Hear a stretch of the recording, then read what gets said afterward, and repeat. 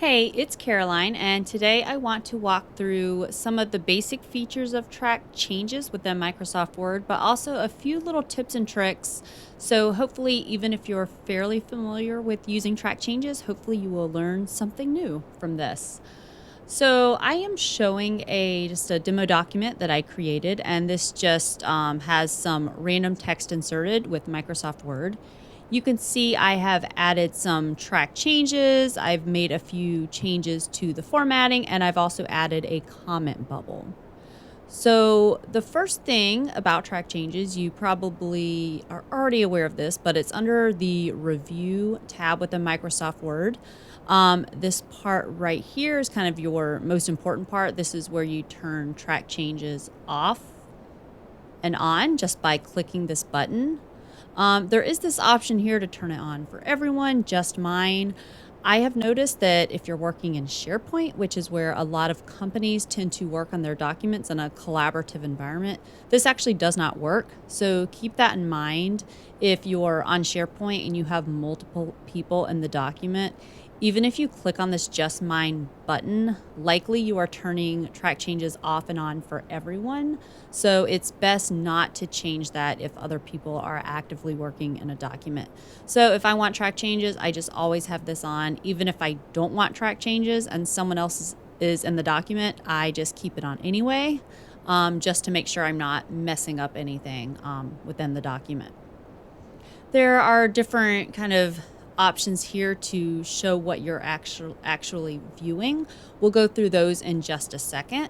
First, I want to talk about some things you can change if you are actually reviewing a document and providing some track changes.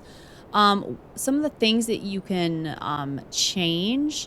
If you notice in this document, I have my insertions and deletions in red.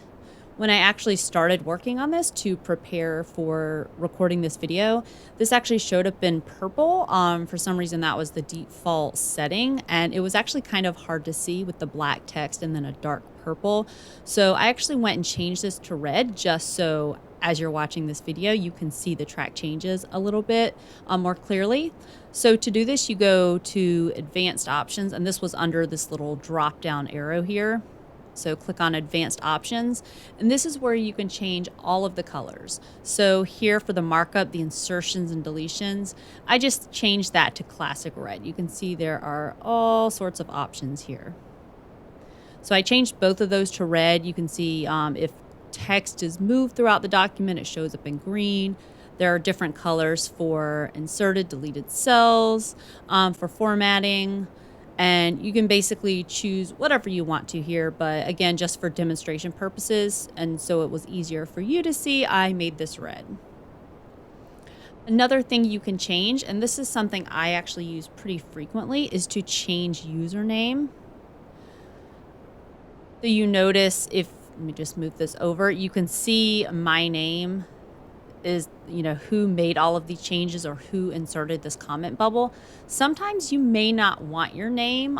For example, if I am working on a clinical trial protocol and trying to create a red line or a tracked version that will be submitted to, say, FDA, I really don't want FDA seeing Caroline Ritchie throughout the document.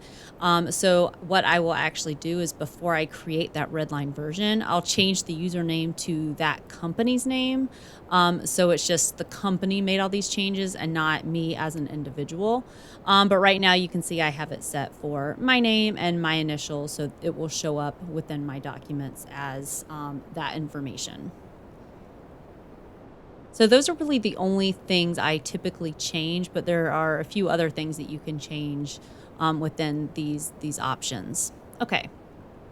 So now I want to walk through just some of the different views that you can change when you have your track changes within a document. So this drop down up here, if you want to see every single change to the document, insertions, deletions, formatting changes, comments, you want all markup selected. There may be situations where you don't want to see all of the insertions and deletions and formatting. You might want to see what would this actually look like if it were clean. And this is really helpful if you're working on a document where everyone is tracking their changes and there's a ton of different changes. Sometimes it can get so difficult to read because there are so many changes that it's hard to actually review the document. So in those types of cases, you may want to go to simple markup. And you can looks like all of those edits and all of those formatting changes are already accepted, but they're not actually accepted. So keep that in mind. You're not actually accepting the changes. You're just showing what it would look like if they were accepted. So no markup will also delete your comments. And then you can go to the original, and this actually shows what the original document looks like. So if you had rejected all of those track changes and deleted the comments. So we're going to go back to all markup so we can see all of the changes. There are some other situations where you may want to, for example, look at changes from specific people, or you may want to kind of selectively accept or reject changes. So first we'll talk about looking at specific people. So if you have a document where a lot of people are reviewing the document, you may want to only look at changes from a specific reviewer. One example of when you might want to do this is if you have already seen all the changes made by other people, and say you have one reviewer that goes in kind of at the last second when you're about to finalize the document, and you want to quickly just see what they change, so to make sure that you're okay just accepting those, and you don't miss anything because there are so many changes from your other reviewers, you can go in here and you might have like a long list of people down here. You can uncheck all reviewers, and you can see all the changes went away because I was the only reviewer in the document. Then go back to specific people and just click the check mark for whichever person or multiple people that you want to view. You can do that.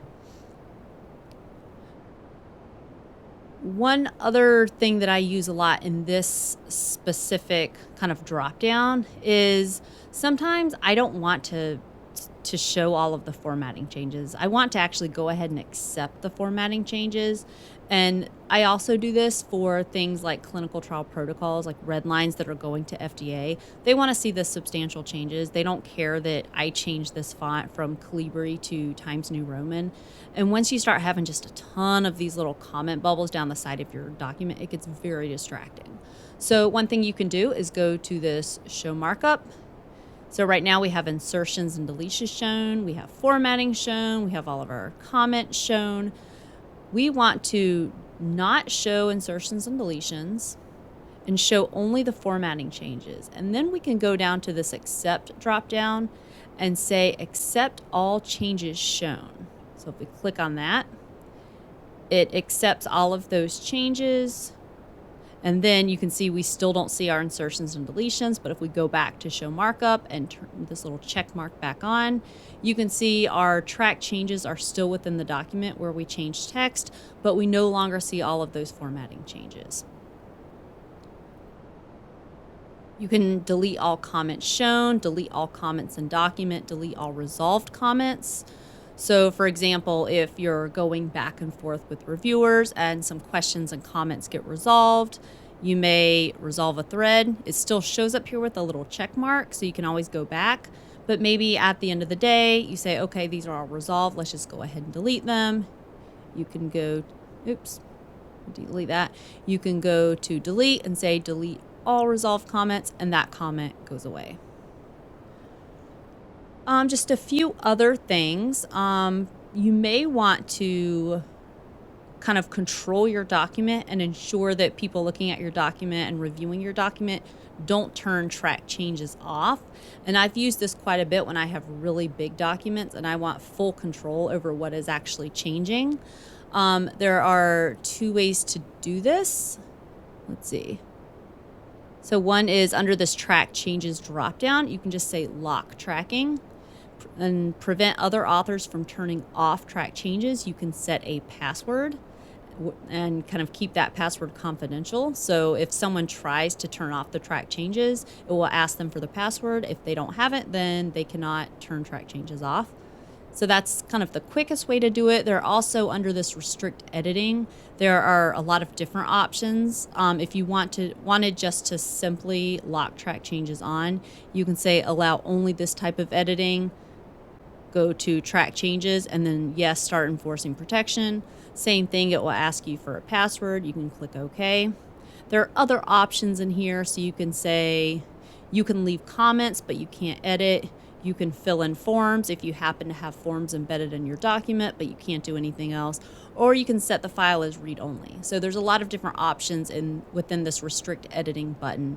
You can also, if you're working in a collaborative environment, you can actually have restrictions for specific users. And I haven't really used that as much, but that is an option. If you want some users to have read-only access and other users to have a different level of access, you can do that. So that is pretty much track changes in a nutshell. There's some additional features like this compare feature. I'll probably do a separate video on that at some point in the future. Reject has basically similar options to the accept. You can flip back and forth to different comments by this previous and next button, or this flips to the track changes. For comments, you can go through comments by the previous to next. Over here, we don't have any comments in the document, so you can see those are grayed out right now. But yeah, that's pretty much the basics, and I hope you found something helpful and something that you did not know in this video, and I will see you next time. Thanks.